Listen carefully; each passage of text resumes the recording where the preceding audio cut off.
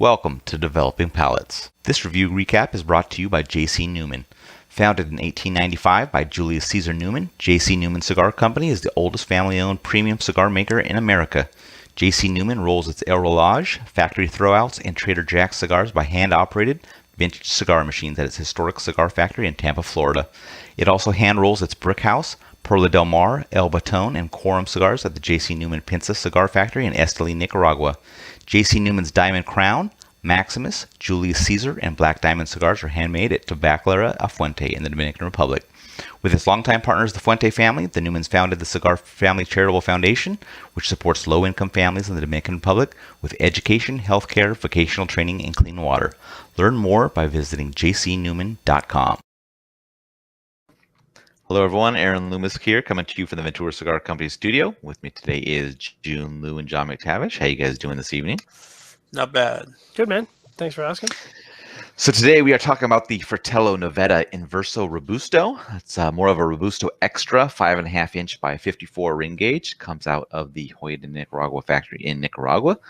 Wrapper is Nicaraguan Habano. Binder is from Ecuador. Filler is from the Dominican Republic and Nicaragua.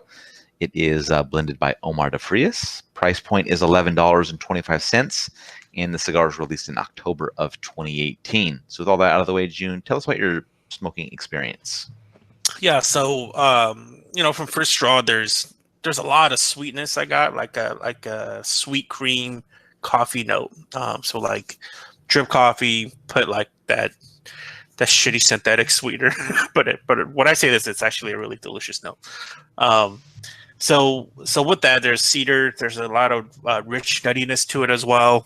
When I retrohaled it, I got a sharper cedar, minerals, baking spices, finish, cedar, and some pretty nice cinnamon coming through. Strength to body medium. By the time I got to the middle third, for some reason that sweetness and that creaminess really dropped off. And it was a lot more that cedar, mineral, baking spice. And then I also lost out on that cinnamon note that I like so much on the finish. So it's just mainly like a long lingering cedar. Last third, that sweetness, creaminess came back, but it was more like a sweetness, creaminess, not from like coffee beans, but more from like nuts. So within the burn and draw notes, I rated the burn to be good. So it's 2 grades below our perfect score. The main issue was that wrapper really refused to burn for my sample. A lot of multiple touch-ups. Ashes are pretty flaky, which is why I just had to knock it a couple of scores. Draw was perfect. Perfect airflow. How about you, John? What was your smoking experience like? I would say it was a pretty average experience. I think there was some interesting flavors in the first third with cedar, chocolate, sweet cereal milk of all things. That's not really something that I typically find in a cigar, so that was interesting. Slight earth, light hay. All the kind of components are there, but they just, I don't know how to describe it. It didn't grab me. It didn't get my attention. So the flavors are kind of sitting there, but none of them really got my attention. And it was average, but it just wasn't good. And I was expecting more. The second third kind of more of the same. Cedar, I think, was kind of defining the second third with some mild chocolate, a little bit earthy finish again. Vegetal notes, components were all there, but again, it just didn't grab me. Unfortunately, in the last third, I rated it as subpar. Complexity just completely gone. Really just cedar and earth, and it wasn't particularly enjoyable. In terms of burning construction, I found the burn slightly uneven in the first third, so it did require a touch-up, and then another touch-up in the middle third. So as per what my internal scale is, if it's 2 touch-ups, that gets it knocked back to very good. So just, critiquing. In terms of draw, I did find the draw slightly in the resistant spectrum, about 1.5 to 2 notches towards resistant. So that's still within our good category. Aaron, what was your experience like? Yeah, for me, the cigar started with a mix of musty wood and candied cinnamon. About a half inch in, the wood became more defined as cedar. Still carried the mustiness, while the cinnamon had faded into the background a little bit. Retrohale showed the musty cedar, and as the third was coming to a close, that cinnamon picked up a bit, while the musty cedar was still up front. Strength was slightly below medium. Getting into the second third, the cinnamon drops out. Musty cedars being the whole of the flavor profile. About an inch in, there's a little bit of bitterness that just kind of sits on my tongue during the finish. Retro's got a musty general wood note to it. Inch and a half, slight bit of cinnamon returns to the profile. And as the second third's wrapping up, mustiness becomes thicker and heavier. Strength bumps up to medium. And then in the final third, cigar starts heating up. Slight mintiness joins the profile.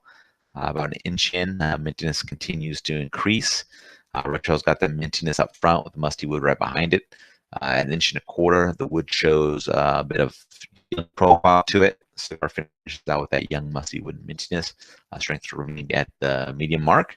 And in regards to the burn, it was a little bit wavy throughout. Cigar went out, required a really light in the middle third. Ash held on in inch and a half increments. In regards to the draw, it was quite tight. I believe it took a toll on the flavor profile as it just kind of choked out everything there. So overall, Jiunn, what were your thoughts on this one? I didn't think it was the best Fratello showing, but I thought it had a nice, promising initial third. Really dug that sweet creaminess, coffee note, mixed with that earthy spice and all that. But overall, it was still good. What I can say is, if you like Fratello and you really, you're accustomed to their stuff, this cigar is really no different. It's very flavor focused, not beat you over the head with strength. So it falls within that line of kind of what Fratello believes in terms of what kind of a cigar, profile they want to deliver to you. Yeah. All right, John, how about you? Overall thoughts? Yeah, I thought the packaging was really interesting. I thought there was some interesting flavor components there. Like I said, none of them kind of came together for me to grab my attention too much. Burn was decent. Draw was okay. And the strength was, like Jim was saying, not particularly overwhelming, which is nice. So it was about just slightly under medium. What about you, Aaron? Yeah, I mean, I dug the first third, man. It got that kind of candied cinnamon note, and I was like, all right, man, we're off to the races with this cigar. Like, this is going to be something that's going to be really good. It's kind of getting into the end of that first third, man. The draw just starts tightening up, and it's just choking out all the flavor. And man, I took the draw tool to it a few times, and I just couldn't get it to fix itself, man.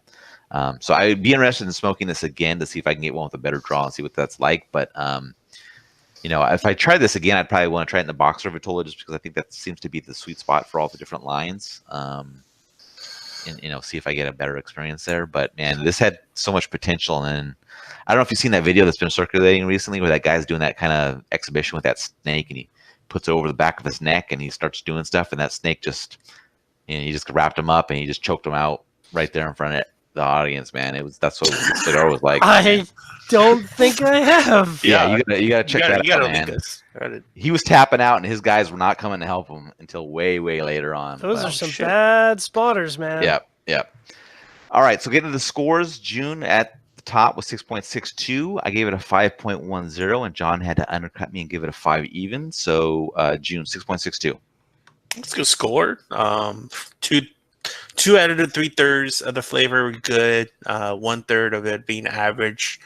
Decent burn, great draw. But with all that said, though, like, I wouldn't be reaching out of my, pocket to buy any of these.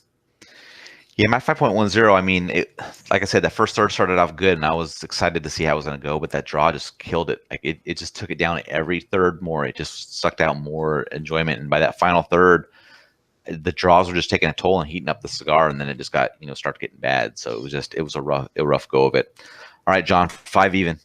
5 even sounds exactly average to me. It wasn't really helped or hurt by the construction, and the flavors just didn't get my attention. I think Jiunn said it. I think if you like Fratello's offerings, then this might be appealing to you. For me, it just didn't stand out from the crowd. All right, any other final thoughts from you guys on this one? No, I want to try the boxer because that's always the. You know what? From now on, for Fratello, I don't care about any other Vitolas. Let's just go straight to the boxer and smoke that for review. Yep, I agree with you. All right, if you just catch this video on YouTube, be sure to subscribe to us, but also check out the full written review on the website, developingpalates.com. Follow us on all the social media channels, and you can catch all of our review recaps on podcasts, iTunes, Google Play, and Podbean. Thank you for tuning in. We will catch you on the next one.